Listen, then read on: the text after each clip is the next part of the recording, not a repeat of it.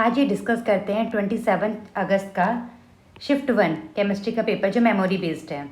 उसमें देखते हैं कि क्या क्या क्वेश्चन आए हुए हैं। क्वेश्चन नंबर 1, एक अल्काइल हैलाइड है, उसके साथ Mg है। Mg देखते ही दिमाग में क्या जाना चाहिए? ग्रिग्नार्ड। हमारे सिलेबस में Mg का एक ही नेम रिएक्शन है, कौन सा है Mg के साथ अल्काइल हैलाइड? ग्रिग्नार्ड। ग्रिग्नार्ड में क्या होता है?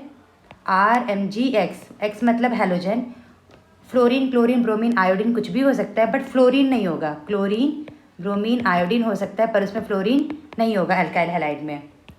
जैसे ग्रिग्नार्ड देखेंगे तो उसमें आपको क्या मानना है? ये R-, कुछ भी R हो उसे मानेंगे R-। R- बहुत अच्छा क्या होता है? बेस।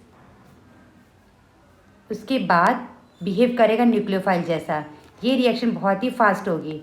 R- है, वो कैसा है? बेस। तो क्या करेगा पहला रिएक्शन? Acid base type.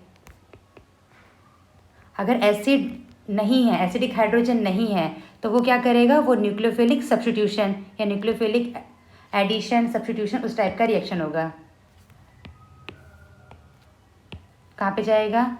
ये जाएगा फिर कार्बोनिल पे, या अदरवाइज कहीं पे भी लिविंग ग्रुप है वहाँ पे। R- आएगा, एसिडिक हाइड्रोजन है, H लेगा, बनेगा RH। अगर ऐसा नहीं है उस केस में वो न्यूक्लियोफाइल कार्बोनिल वाले पार्ट में अटैक करेगा, एडिशन होगा, या अदरवाइज अटैक किया SN2 मैकेनिज्म। ठीक है, स्टार्ट करते हैं। जैसे ही डाला Mg, पहले क्या बन गया? 5 मेंबर का रहेगा, जहाँ पे हैलोजन है वहाँ पे Mg आके जुड़ गया। और क्या मानना है इसके साथ हमें? ये नेगेटिव है। नेगेटिव क्या डाला? इथेनॉल। इथेनॉल का जब मॉलिक्यूलर फॉर्मूला लिखेंगे C2H5OH, मिल गया हमें एक्टिव हाइड्रोजन, एसिडिक हाइड्रोजन। तो ये न्यूक्लियोफाइल जैसे क्यों काम करेगा? इसको एक शॉर्टकट मिल गया। एसिडिक हाइड्रोजन लो, R- को, ये जो ये वाला पार्ट था जहाँ पे Mg है वहाँ पे नेगेटिव मानना है, और H+। क्या बन जाएगा? ये सिंपल H जुड़ जाएगा, एल्केन। देखेंगे कौन सा होगा ऑप्शन में से? Option B. ग्रिग्नार्ड में ऐसे एलिमिनेशन नहीं होता है, ये वाला ऑप्शन गलत। ये कब होगा? जब एसिडिक हाइड्रोजन होगा। R पे है नेगेटिव, O पे है नेगेटिव, नेगेटिव नेगेटिव बॉन्ड नहीं बनाएगा। O- C2H5NH+, तो प्लस वाला जाएगा नेगेटिव पे, ये O पे नेगेटिव और R पे नेगेटिव बॉन्ड नहीं बनाएगा, ये गलत। इथेनॉल, इथेनॉल में जो OH है वो कैसे लीव हो सकता है? OH is not good leaving group, it can be converted in the good leaving group in presence of acidic hydrogen. यहाँ पे कोई और एसिड है नहीं, तो ये वाला ऑप्शन भी गलत। तो डायरेक्टली हमने क्या सीखा? ग्रिग्नार्ड में मानेंगे R-। R- बेस जैसा काम करेगा, ढूंढेगा एसिडिक हाइड्रोजन। एसिडिक हाइड्रोजन नहीं है तब ये वाला पाथ चूज करेगा। Clear? Low melting point metal are purified by, ये हमारा मेटलर्जी का चैप्टर वाले क्वेश्चन से है, सॉरी मेटलर्जी चैप्टर का क्वेश्चन है। लास्ट में जब मेटल मिल जाता है उसको रिफाइन करते हैं, प्यूरिफाई करते हैं। उसके लिए कौन कौन से मेथड्स हैं? ये सारे मेथड। लिक्वेशन, लिक्वेशन का नाम से ही लग रहा है लिक्विड बनाना। लिक्विड मतलब जिसका मेल्टिंग पॉइंट कम होगा वो बनेगा लिक्विड। जिसका अगर मेल्टिंग पॉइंट के बेसिस पे करेंगे तो होगा हमारा लिक्वेशन। बॉइलिंग पॉइंट के बेस पे सेपरेट करेंगे तो उसको बोलेंगे डिस्टिलेशन। क्रोमेटोग्राफी, क्रोमेटोग्राफी का बेसिक क्या है? वहाँ पे एड्जॉर्प्शन प्रिंसिपल लगता है, कौन ईजिली एड्जॉर्ब हो जाए, एड्जॉर्प्शन। जोन रिफाइनिंग से प्योरेस्ट मिलता है, प्योरेस्ट मेटल, वो जोन जैसे धीरे करके जोन वाइज प्यूरिफाई करेंगे, प्योरेस्ट मेटल मिलेगा। किसके लिए होता है ये? सेमीकंडक्टर। सेमीकंडक्टर वाले जो मेटल हमें बहुत प्योरीफाई चाहिए, बहुत प्योर चाहिए, तो उसमें ये होगा। लिक्वेशन के एग्जांपल्स देख लेते हैं। लिक्वेशन में लो मेल्टिंग पॉइंट क्या हो सकता है हमारा? टिन। टिन ईजिली प्योरीफाई कर सकते हैं, उसका मेल्टिंग पॉइंट कम है। ऐसे एक स्लोप बनाएंगे, यहाँ पे मेटल होगा, ये वाला सरफेस गर्म करेंगे, गर्म करेंगे। मेटल का बॉइलिंग पॉइंट, सॉरी मेटल का मेल्टिंग पॉइंट बहुत कम है, तो मेटल धीरे धीरे करके मेल्ट हो जाएगा और इम्प्योरिटी मेल्ट नहीं होगी। तो एक जगह पे मेल्ट होकर आया, हमने यहाँ पे कलेक्ट कर लिया, ये वाला हुआ लिक्वेशन। टिन उसका मेन एग्जाम्पल है। डिस्टिलेशन, ये बॉइलिंग पॉइंट पे है, किसके लिए? जिसका लो बॉइलिंग पॉइंट होगा। Example zinc, mercury. प्योर वाला बॉइलिंग पॉइंट कम है, बॉयल होकर ऊपर आ जाएगा, दूसरे कंटेनर में इसको कलेक्ट कर लेंगे। क्रोमेटोग्राफी हम एड्जॉर्प्शन के लिए यूज़ करते हैं, जिसका एड्जॉर्प्शन ज़्यादा हो। इसमें हमें ज़्यादा दिमाग में नहीं रखना है, इसके नाम की ज़रूरत नहीं है, बस इसका principle, adsorption principle. Zone refining, zone में ऐसा डायग्राम है एनसीईआरटी में, एक मशीन है और इसके अंदर जो हीटर है वो मूविंग है, यहाँ पे मूव होगा, फिर यहाँ पे मूव होगा, मूव कर करके वो एक जगह पे प्योर छोड़ देगा, दूसरी जगह पे इम्प्योर। इसका एग्जाम्पल किसके लिए है? Semiconductor, germanium, silicon, boron, gallium, indium, इन सब के लिए, सॉरी उल्टा लिख दिया है, ये वाला सेमीकंडक्टर। नेक्स्ट क्वेश्चन, ये ऑक्साइड्स है, ऑक्साइड बताना है कि कौन से एसिडिक हैं, कौन से बेसिक, एम्फोटेरिक। ये डी ब्लॉक के हैं। डी ब्लॉक मतलब मेटल, मेटल के ऑक्साइड्स कैसे होंगे? Basic in nature. जिस मेटल के ऑक्साइड ज़्यादा वेरिएबल ऑक्सीडेशन स्टेट होंगे वहाँ पे क्या हो जाएगा? ज़्यादा वेरिएबल ऑक्सीडेशन स्टेट होने पे एसिडिक, अदरवाइज बेसिक। तो ऐसे लिखते हैं मेटल, और यहाँ पे नॉन मेटल। किसकी बात कर रहे हैं हम लोग? ऑक्साइड की। तो मेटल देखते ही क्या याद आ रहा है? NaOH, और नॉन मेटल देखते ही H2SO4, H2, H3PO4, HClO4, मतलब एसिड। मेटल के ऑक्साइड बेसिक, नॉन मेटल के एसिडिक।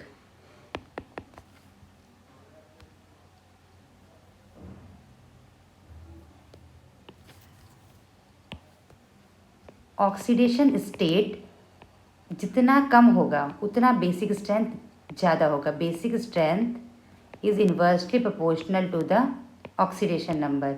ऑक्सीडेशन नंबर जितना कम उतना ज़्यादा बेसिक। क्रोमियम पे देखते हैं, यहाँ पे क्रोमियम का ऑक्सीडेशन स्टेट कितना है? +2, और क्रोमियम का दूसरा क्या होता है? +3।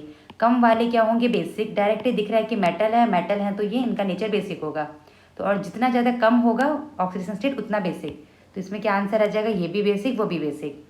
एम्फोटेरिक के कुछ ऑक्साइड्स होते हैं जिनकी लिस्ट हमें याद रखनी है कि वो एम्फोटेरिक होते हैं।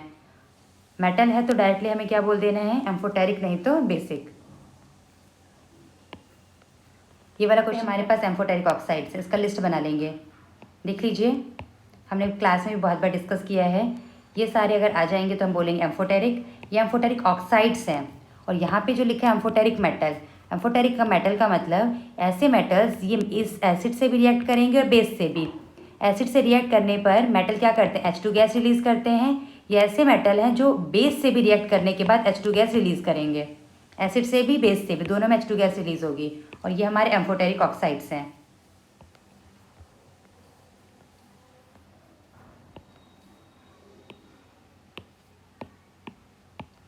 ये क्वेश्चन है नेक्स्ट। सुक्रोज है, सुक्रोज का फ्रीजिंग पॉइंट दे रखा है, फिर बोला गया है कि बताओ कितना आइस सेपरेट हो चुका है। तो फ्रीजिंग पॉइंट से दिमाग में कौन सा फॉर्मूला आ रहा है? सॉल्यूशन चैप्टर का, ΔTF = I/KF/m। m क्या होता है? Molality. Molality means mole of solute divided by weight of solvent. किसके अंदर? वेट ऑफ सॉल्वेंट होना चाहिए केजी में। अब देखो यहाँ पे स्टार्टिंग में दे दिया इतना मोलर है, सुक्रोज डाला गया है पानी के अंदर, पानी में डाला तो पानी को क्या किया है? उसको फ्रीजिंग पॉइंट लेकर चले गए हैं 0 की जगह -4 डिग्री सेल्सियस। उसमें कुछ पानी कैसे बन गया है? आइस में। तो आइस बन के सेपरेट आउट हो चुका है। तो शुरू में मान लेते हैं अगर हमने 1 kg लिया, उसमें से कुछ सेपरेट हो गया, कुछ जब सेपरेट हो चुका है तो वेट ऑफ सॉल्वेंट में आइस नहीं लेंगे। ध्यान रखना यहाँ पे क्या होगा? सॉल्वेंट। पहले जितना भी सॉल्वेंट था कुछ आइस बन गया, तो बचा कुचा जो वॉल्यूम होगा, बचा कुचा जो वेट होगा सॉल्वेंट का, वही लेंगे। स्टार्टिंग में जितना सॉल्वेंट लिया गया है वो नहीं, क्योंकि कुछ आइस बन चुका है, ये याद रखना है इस चीज़ में। 0.75 मोलल। मोलल का मतलब है mole per weight in kelvin, weight of solvent in KG. कुछ वेट ऑफ सॉल्वेंट नहीं दे रखा, तो लेट्स अज्यूम कर लेते हैं इसके अंदर वेट ऑफ सॉल्वेंट कितना? 1 kg। जैसे 1 kg माना तो सॉल्यूट कितना हो गया? सॉल्यूट हो गया हमारा 0.75 मोल। जो सॉल्यूट है वो कहीं नहीं जा रहा। जब सॉलिड बनाएंगे तो लिक्विड वाला पार्ट सॉलिड होता है, जो सॉल्यूट है उसका कुछ नहीं होगा। ये रहा। फिर क्या अज्यूम करते हैं? Assume W gram of solvent, solvent मतलब पानी, कन्वर्ट किस में हो गया है?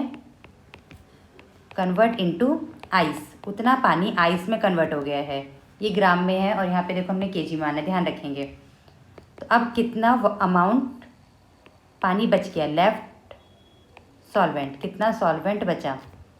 1 kg था मान लिया, पहले 1000 ग्राम था, उसमें से कुछ W ग्राम बन गया। क्या आइस कितना बचा? कितना ग्राम? तो केजी में लिखेंगे तो 1000 minus W,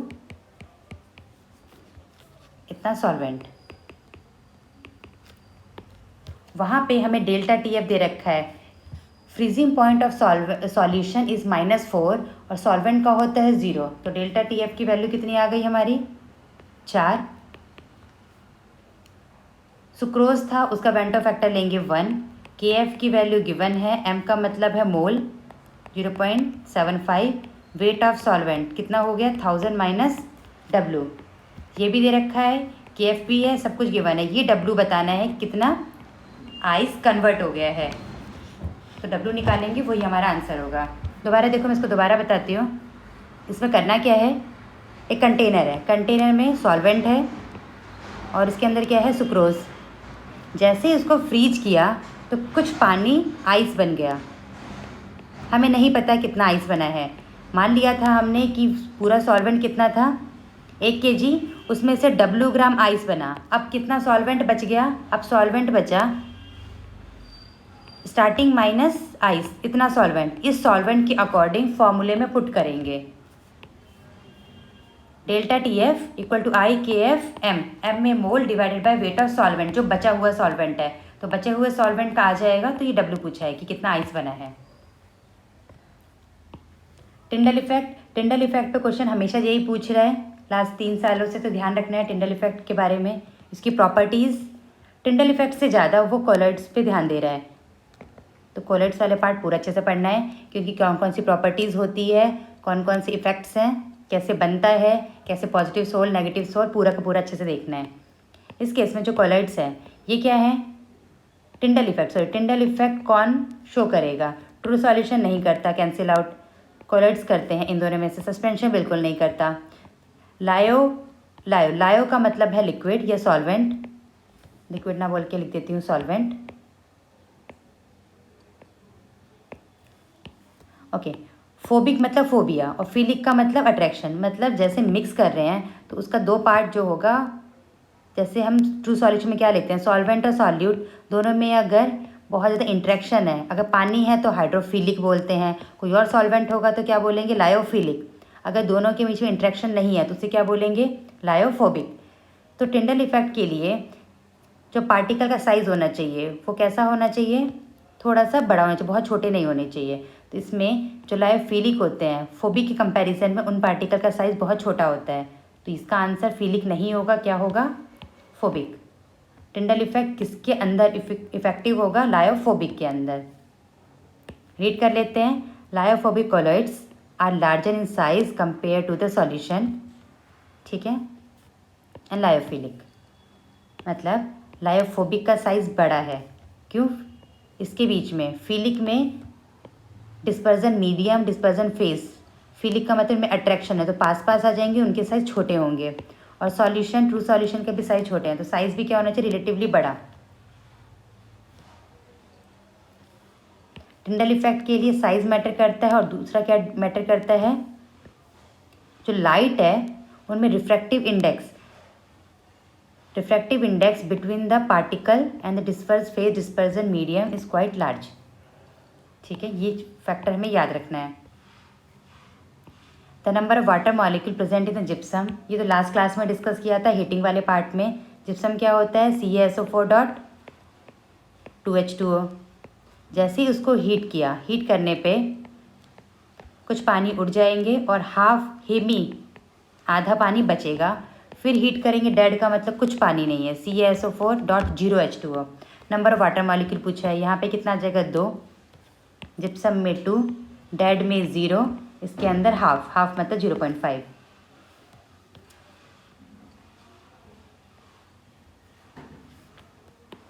clear. Unit of ए का देखते ही क्या दिमाग में नहीं आ रहा है कि ए का मतलब क्या है। थोड़ा सा ऑप्शन देखेंगे तो फिर ATM लीटर, इसका मतलब है कि ये वंडरवॉल गैस कांस्टेंट वाले से है, रियल गैस वाले में। तो ए क्या होगा, कहाँ पे आता है, P A plus n²/v² v minus NB equal to nRT। ये दोनों टर्म को जोड़ रहे हैं। जब दो टर्म को जोड़ा जाता है तो उन दोनों का क्या होता है, यूनिट बराबर है। P का मतलब ATM या कोई भी प्रेशर का यूनिट, इसका जो यूनिट है वही यूनिट किसका होना चाहिए, इन सब का। एक का हमें नहीं पता, N मतलब मोल और V मतलब वॉल्यूम, वॉल्यूम क्या ले लेते हैं, लीटर। तो A क्या हो चुका है, A equal to ATM litre square mole का इन्वर्स में स्क्वायर। तो कौन सा ऑप्शन हो जाएगा, ये वाला।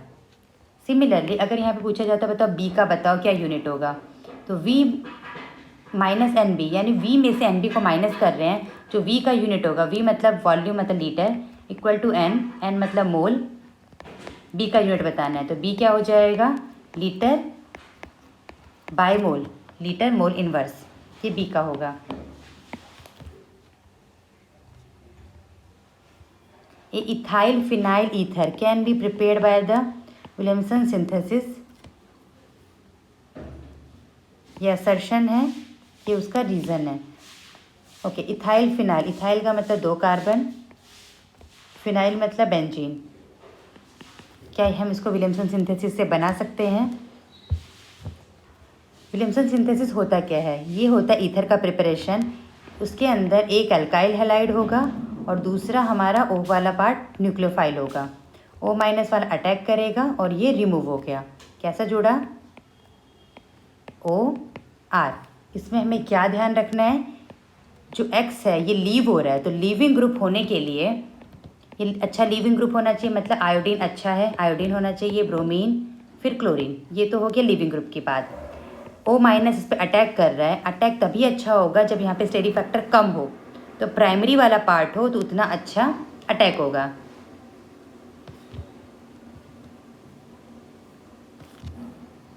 क्लियर। तो इसका मतलब है कि इथाइल, इथाइल मतलब 2 कार्बन, उसमें अगर हम हैलोजन लगा दें और OR, R का मतलब मैं यहाँ पे PH लिख दूँ तो क्या हो सकता है, ये इस पे आएगा और ये चला जाएगा, तो R की जगह PH, ये इजीली हो सकता है। तो फर्स्ट स्टेटमेंट हो गया करेक्ट। सेकंड, R मतलब सॉरी ये रीज़न है, bromobenzene on reaction with bromobenzene,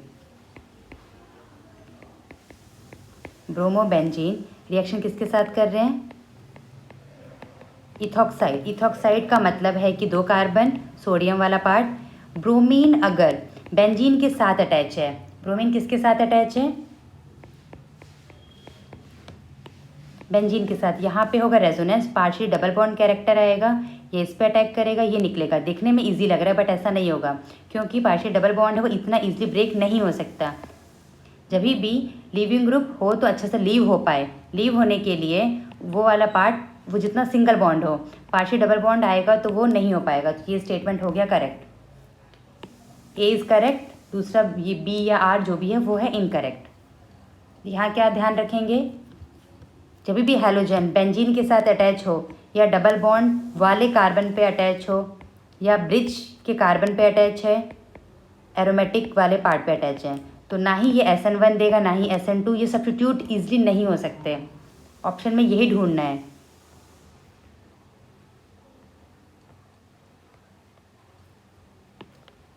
next question, in Carius method 0.2 gram of organic compound, organic compound लिया गया है, उसका वेट कितना है 0.2 ग्राम। ये क्या दे रहा है, AgBr, बहुत अच्छी बात है।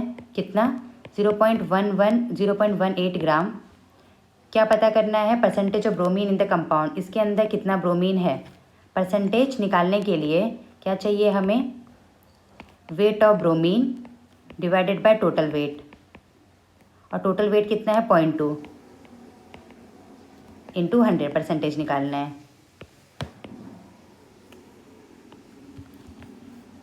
ये कौन सा मेथड होता है? ऑर्गेनिक कंपाउंड में हैलोजन को डिटेक्ट करने के लिए कहते हैं हम लोग कैरियस मेथड। ये कौन सा मेथड है हमारा?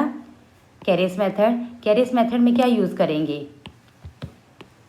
जहाँ भी हैलोजन को रिमूव करना आए, रिएक्शन करने के लिए एक है लुविस एसिड जो होगा FeCl3 AlCl3, otherwise AgNO3 HNO3 के साथ आएगा Ag प्लस बनकर और Br माइनस लेके क्या बना देगा AgBr। ये देखें AgBr में जो ब्रोमीन है वो कहाँ से आया है? ऑर्गेनिक कंपाउंड से। इसमें क्या निकाल लेते हैं पहले? मोल। इस कंपाउंड का जितना मोल होगा उतना ही ब्रोमीन का मोल होगा। वो ब्रोमीन कहाँ से आया है? इसी में से ही। यहाँ पे ब्रोमीन का वेट निकालेंगे, वही वेट यहाँ था, तो वेट ऑफ ब्रोमीन आया, टोटल वेट पता है, इंटू 100। सॉल्व करते हैं इसका। वेट से कभी भी वेट होगा तो हमें सबसे पहले क्या निकालना है? मोल। तो मोल कैसे निकालते हैं? Given weight by molecular weight, mole of AgBr। ये कैसे होगा? 0.188। इसका मॉलिक्यूलर वेट Ag का होता है 108 और ब्रोमीन का 80, दोनों को जोड़ने पे क्या हो जाएगा? ये आया हमारा मोल। Mole of AgBr। इसके एक मोल में एक Ag है और एक Br है, that is equal to the mole of Br is equal to the mole of Ag। पर हमें Ag से मतलब नहीं है, हमें ब्रोमीन से मतलब है, तो ब्रोमीन का आ गया मोल। ब्रोमीन का अगर मोल आया तो वेट ऑफ ब्रोमीन कितना आएगा? 0.188 डिवाइडेड बाय, ये आया मोल। मॉलिक्यूलर वेट होता है ब्रोमीन का 80, ये आ गया वेट। परसेंटेज के लिए इसको सॉल्व करेंगे, divided by total weight. Total weight कितना है कंपाउंड का? 0.2। मैं सॉल्व नहीं कर रही हूँ, मैं सिर्फ लिख रही हूँ यहाँ तक। ये weight of bromine divided by total weight into 100। Clear? यहाँ पे भी देख लीजिए, ऐसा ही टर्म है, आपका आंसर आ जाएगा। तो बस इसमें ये समझना है, अगर यहाँ पे क्लोरीन होता तो क्या बनता? AgCl।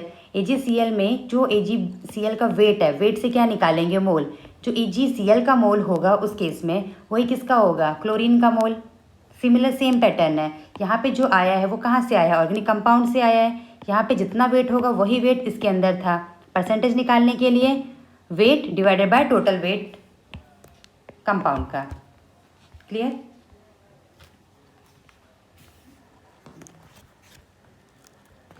इस क्वेश्चन में क्या बताना है? Number of lone pairs. Number of lone pairs easily कर सकते हैं। कैसे? सब में जिनॉन है, यानी जिनॉन वाला क्या बनेगा? Central metal. सेंट्रल मेटल बना। जिनॉन के पास कितने वैलेंस इलेक्ट्रॉन हैं? 8। कार्बन के पास होते हैं 4। बोरोन के पास 3 वैलेंस इलेक्ट्रॉन, ये मैं वैलेंस इलेक्ट्रॉन लिख रही हूँ। नाइट्रोजन के पास 5, ऑक्सीजन के पास 6, फ्लोरीन या हैलोजन वाला पार्ट ऑक्सीजन फैमिली, हैलोजन के पास 7, और जो नोबल गैस जो बॉन्ड बनाएंगे उसके पास क्या? 8। जिनॉन ही बनाता है स्पेशली, तो 8 बना दिए। फिर ऑक्सीजन, एक ऑक्सीजन 2 इलेक्ट्रॉन लेके बॉन्ड बनाएगा, हम रफली बना रहे हैं। और कितने फ्लोरीन है? 2। कितना लोन पेयर बचा है इस केस में? 1। ये वाला P। क्यू ड्रॉ करते हैं xenon. How many valence electron? 8। Very good. 4 से फ्लोरीन ने बॉन्ड बना लिया। कितने लोन पेयर बचे? 1, 2। लोन का मतलब और पेयर, तो हमें पेयर बनाना है। इसमें कितना आएगा?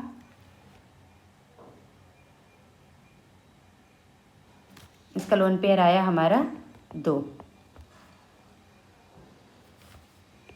XeF2 1 2 3 4 5 6 7 8। एक यहाँ दिया, एक यहाँ दिया। कितने लोन पेयर हुए? 1 2 3, 3 लोन पेयर। यहाँ मत देखो, मे भी गलत भी हो सकता है क्योंकि फोर्थ ऑप्शन में भी नहीं है, टाइपिंग एरर है। हम कंसेप्ट के हिसाब से चलेंगे। लास्ट वाले में जिनॉन है, जिनॉन के पास 8 valence electron. Oxygen oxygen double bond बनाता है तो वो 2 इलेक्ट्रॉन लेके चला जाएगा। 3 ऑक्सीजन है, तीनों ने ले लिया। फ्लोरीन, कितने लोन पेयर बचे? सब ने बॉन्ड बना लिया, लोन पेयर हो गया 0, लोन पेयर आया 0। लोन पेयर पे क्वेश्चन वो प्रीवियस क्लास मतलब प्रीवियस टेस्ट में पूछा था, 26 जो अगस्त को हुआ था, ये 27 है। तो केमिकल बॉन्डिंग में हाइब्रिडाइजेशन, लोन पेयर और एमओटी पे ज़्यादा फोकस कर लीजिए, जिसका 31 और नेक्स्ट एग्ज़ाम आने वाला है।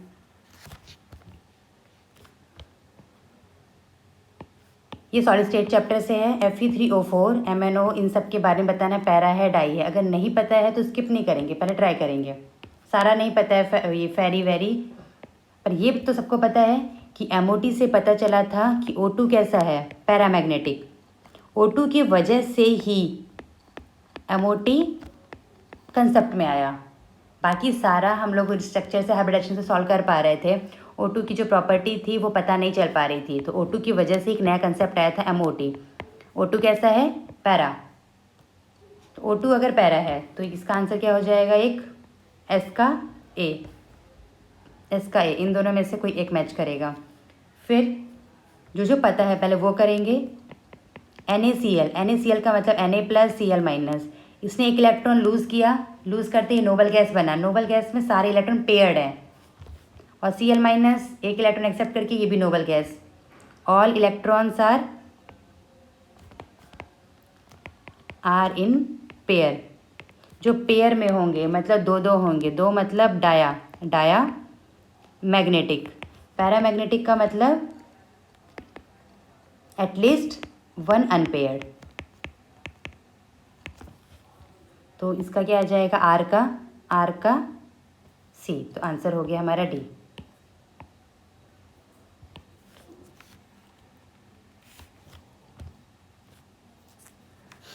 ये सॉलिड स्टेट में जो लास्ट में है वहाँ पे है, इसलिए मुझे ये वाला पार्ट याद है। Fe3O4 क्या होता है? Fe3O4 होता है फेरी। अब MnO एंटी फेरोमैग्नेटिक।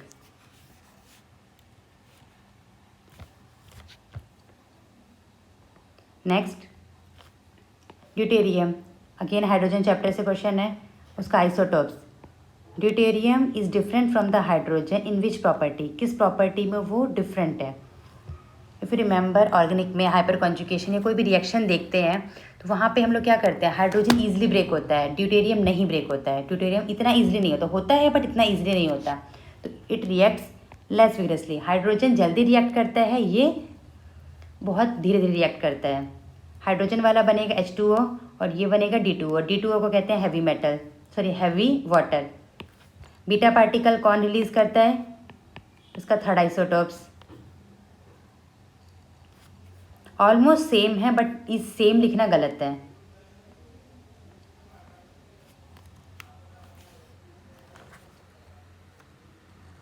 नेक्स्ट है इन विच ऑफ द फॉलोइंग, कोई भी DNA का पार्ट है, it form uracil in the DNA। ये थर्ड अटेम्प्ट में भी ये वाले क्वेश्चंस आए थे, तो इसको एक बार आप NCERT से देख लेंगे कि ये क्या क्या चीज़ें हैं।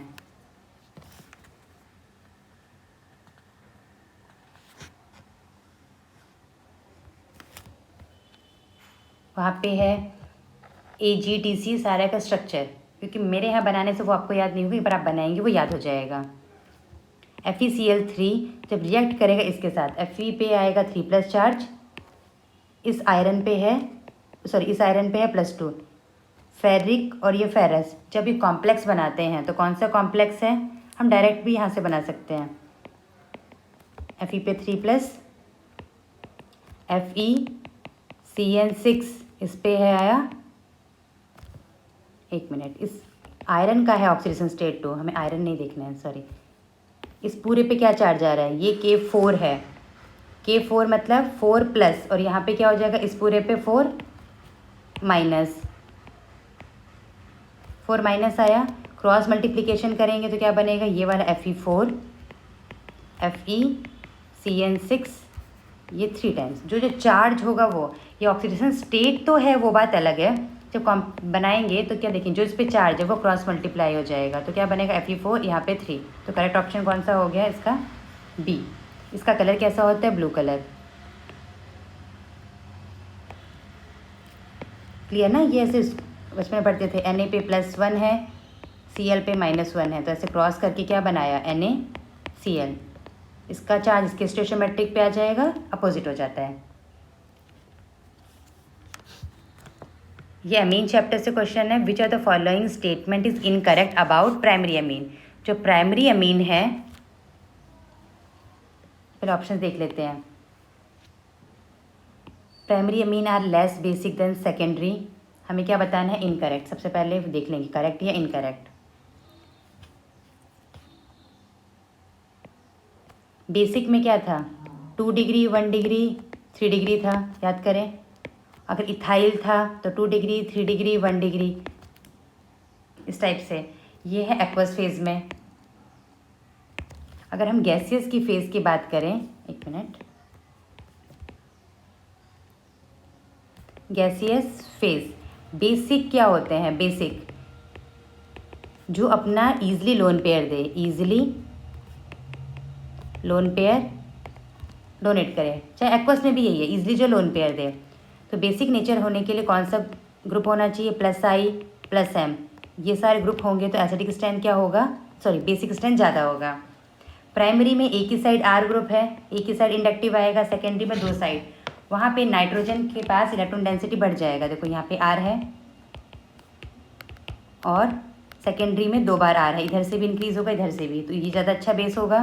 तो primary amine are less basic than secondary, ये स्टेटमेंट है correct. Primary amine can be separated by Gabriel phthalimide synthesis, इस रिएक्शन से हम उसको सेपरेट कर सकते हैं। गैब्रियल थैलामाइड कौन सा देता है, प्राइमरी वाला ही रिएक्शन देता है। कार्बोनामाइल टेस्ट भी प्राइमरी देता है।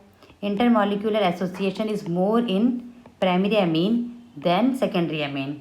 इंटरमॉलिक्यूलर का मतलब एक मॉलिक्यूल दूसरे मॉलिक्यूल के साथ ज़्यादा कनेक्टेड हो, तो इसके पास 2 हाइड्रोजन है तो हाइड्रोजन बॉन्ड दूसरे के साथ ज़्यादा बना सकता है। सेकेंडरी में एक ही हाइड्रोजन है और एक लोन पेयर है, तो वहाँ पे 2 से हाइड्रोजन बॉन्ड बना सकते हैं, और प्राइमरी में 3 साइड से, कैसे, एक हाइड्रोजन, दूसरा हाइड्रोजन और एक लोन पेयर। प्राइमरी में इंटर हाइड्रोजन, इंटर मॉलिक्यूलर, यहाँ पे 3 से बना सकता है एसोसिएशन, सेकेंडरी में 1 से। तो ये वाला स्टेटमेंट भी क्या हो गया, correct. Intermolecular association is more, yes. Primary amine on reaction with nitrous acid gives respective alcohol except methyl Amin.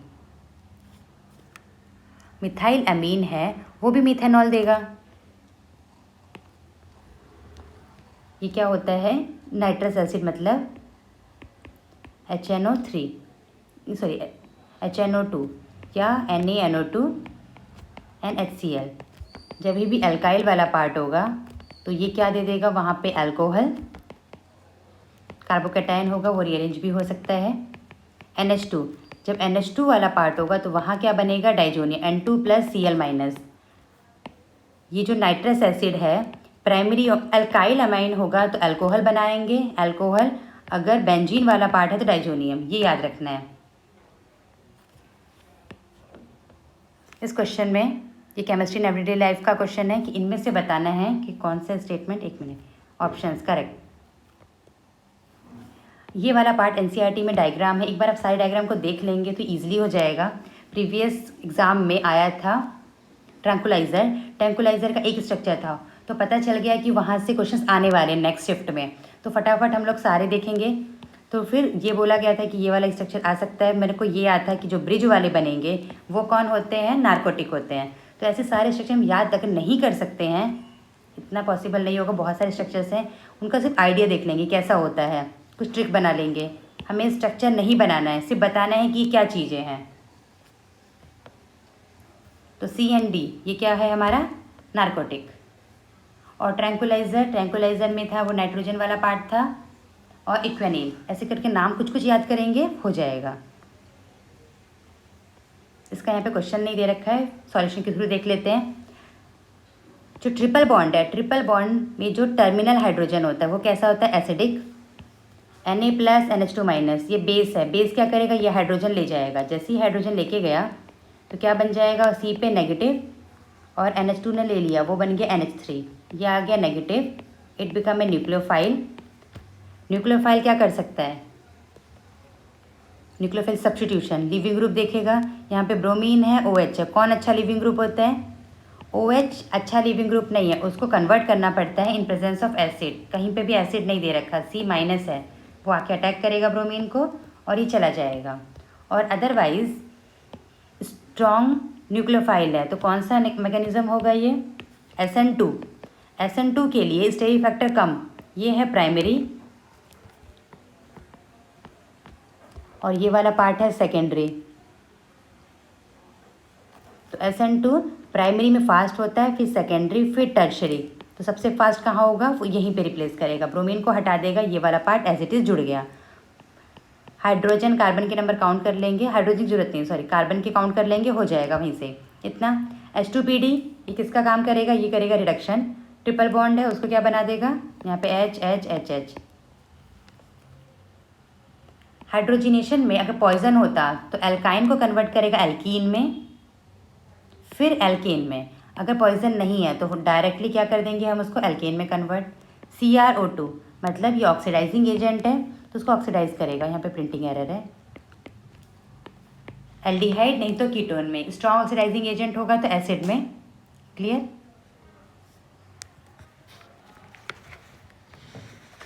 Next question titration का है। टाइट्रेशन में क्या बोला है यहाँ पे? KMnO4 ले रहे हैं, उसका volume equal volume strength, sorry equal volume ले रहे हैं फेरस सल्फेट का। फेरस अस मतलब कार्बन का +2, KMnO4 +7 में है तो ये क्या होगा? रिड्यूस। और फेरस वाला क्या होगा? ऑक्सीडाइज। ये रिड्यूस और वो ऑक्सीडाइज। तो क्या बताना है हमें? ग्राम पर लीटर। स्ट्रेंथ के लिए पहले हमेशा यूनिट देख लेंगे, कौन सी यूनिट में पूछा है? ग्राम पर लीटर। हम मोल निकाल देंगे, मोल को मॉलिक्यूलर वेट से मल्टीप्लाई करेंगे, देंगे, आ जाएगा। टाइट्रेशन में हमने क्या सीखा था? दो जब टाइट्रेट करेंगे तो पहले का mole into valency factor is equal to दूसरे का मोल इंटू वैलेंसी फैक्टर। यहाँ हम KMnO4 ले लेते हैं, यहाँ पे फेरस सल्फेट, इसमें मैंगनीज पार्टिसिपेट करेगा, फेरस, क्योंकि बाकी तो रिड्यूस नहीं होंगे। ऑक्सीजन अपना -2 में है, मेटल नहीं रिड्यूस होना चाहता है, किसी की हिम्मत नहीं है उसको इतना इजीली रिड्यूस कर पाए। सल्फेट सब अपने नॉर्मल में है, इसमें फेरस। आयरन +2 से किस में जाएगा? +3 में। वैलेंसी फैक्टर ये N फैक्टर एक ही बात है, 2 से 3 में जाना। एक Mn एसिडिक मीडियम में जाता है, Mn +2 में कितने का चेंज आया? +7 से +2, वैलेंसी फैक्टर 5। इसका mole into 5 is equal to ferrous sulphate का मोल इंटू 1। मोल नहीं दे रखा पर मोल को हम जानते हैं मोलैरिटी इंटू वॉल्यूम। इसको भी क्या हो सकते हैं? मोलैरिटी इंटू वॉल्यूम, पर हम डायरेक्ट लिख देते हैं मोल। क्या क्या दिया है? KMnO4 का वॉल्यूम दे रखा है, सॉरी यहाँ पे भी हमें मोलैरिटी दे रखी है, तो मोलैरिटी जब दे रखा है तो मोलैरिटी के फॉर्म में लिखेंगे, मोलैरिटी इंटू वॉल्यूम। वॉल्यूम है इसका 10 और इसका भी बोल दिया इक्वल वॉल्यूम। इक्वल वॉल्यूम का मतलब ये भी 10 हो जाएगा, ये भी यहाँ पे वॉल्यूम 10, इसका मोलैरिटी नहीं पता, M मान लेंगे। यहाँ पे मोलैरिटी दे रखा है 0.1 इंटू 1। यहाँ से क्या आ जाएगा? मोलैरिटी की वैल्यू। मोलैरिटी आया हमारा सॉल्व करने पे इतना। मोलैरिटी से क्या निकाल सकते हैं हम? मोल। मोलैरिटी क्या होता है? मोल बाय वॉल्यूम। वॉल्यूम दे रखा है, मोल निकालना है, हमें मोल नहीं बताना है ग्राम में, तो mole into molecular weight. Molecular weight से जैसे ही मल्टीप्लाई कर देंगे क्या आ जाएगा हमारा? ग्राम। ध्यान रखेंगे कैलकुलेशन एरर नहीं होनी चाहिए और डेसिमल पे ध्यान रखेंगे। नेक्स्ट क्वेश्चन ये कोऑर्डिनेशन कंपाउंड का है। एक मोल लिया ऑक्टाहेड्रल कॉम्प्लेक्स। ऑक्टाहेड्रल कॉम्प्लेक्स का मतलब मेटल है, उसके अंदर जो लिगेंड्स होंगे उनका कोऑर्डिनेशन नंबर, सॉरी हाँ कोऑर्डिनेशन नंबर टोटल क्या होगा? 6 L2। अब हमें नहीं पता कितने क्लोरीन अंदर होंगे, जैसे AgNO3 डाला, Ag+ क्या चाहिए उसको? कोई भी हैलोजन, क्लोरीन मिला खुश हो जाएगा, पर कितना क्लोरीन? 1 मोर क्लोरीन AgCl बन रहा है, तो इसका मतलब है कि एक क्लोरीन कॉम्प्लेक्स के बाहर होगा वो बन जाएगा AgCl।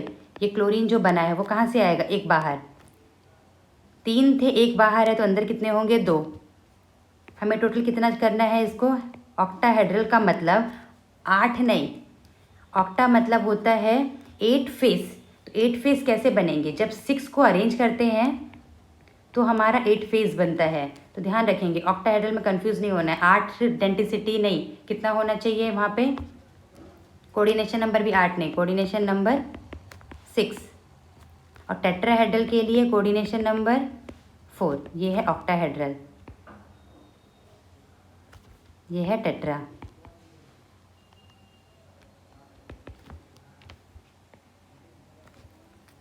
तो यहाँ पे 2 आ चुका है, तो हमें कितना करना है, 4। तो इसका मतलब है कि जो एक एल है, एल के पास कितने डोनर साइट होने चाहिए, 2 डोनर साइट होने चाहिए, क्योंकि जो मेटल है उसके पास ऑलरेडी 2 क्लोरीन आ चुका है और 2 एल है, तो कैसे मिलके बनेगा, एक एल 2 से कनेक्ट होंगे। तो कितना हो गया टोटल, 1 2 3 4 5 6। तो डेंटिसिटी का मतलब एक लिगेंड कितने हाथ से कनेक्ट कर रहा है मेटल को, एक लिगेंड 2 से कनेक्ट कर रहा है, तो डेंटिसिटी कितनी हुई, 2।